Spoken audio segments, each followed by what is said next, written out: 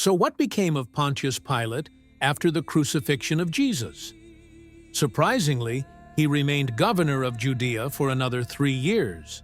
A common misconception is that Pilate was a procurator, but in reality, he held the title of prefect. The difference?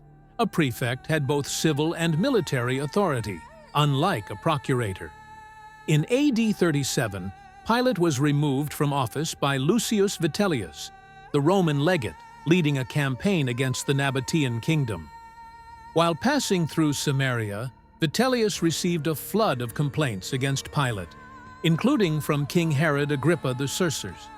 Pilate was replaced by Publius Marcellus, and the high priest Caiaphas was also removed, replaced by Jonathan ben Ananus. Vitellius, stopping in Jerusalem, announced the repeal of certain taxes imposed by Pilate and returned the sacred vestments of the Jewish high priesthood, previously seized by Roman authorities. These gestures were aimed at winning public favor before Rome's upcoming war with King Aretas IV. Pilate had governed this turbulent province for 10 years. His harsh rule, including crackdowns on dissent and provocations against Jewish religious customs, was tolerated by Emperor Tiberius. But once a political excuse emerged, Tiberius didn't hesitate to let him go. Pilate was summoned to Rome to stand trial, accused of corruption and abuse of power.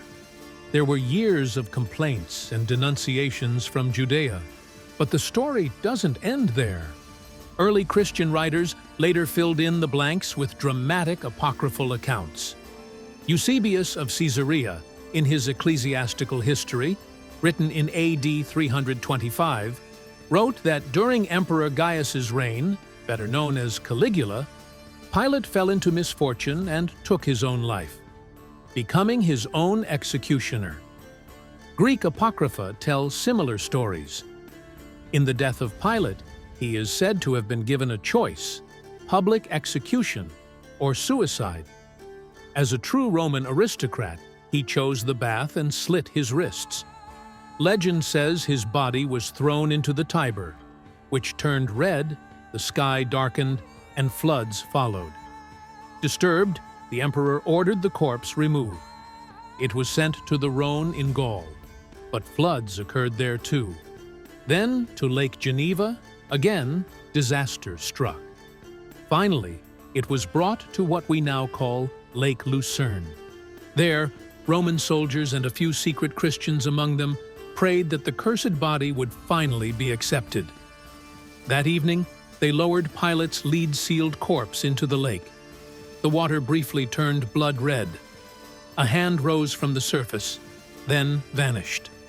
Terrified, the soldiers fled, eager to return to Rome and report their mission complete. Of course, these are legends, not history. In reality, Emperor Tiberius died on March 16, AD 37, before Pilate arrived in Rome. The new emperor, Gaius Julius Caesar Augustus Germanicus, better known as Caligula, was cautious early in his reign. Prosecuting a Roman equestrian like Pilate might have alienated the Senate and aristocracy, so it's likely there was no trial. Pilate disappeared from the political scene, received no new position, and quietly lived out his days on a private estate somewhere in obscurity.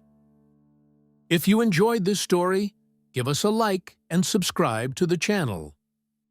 See you in the next episode.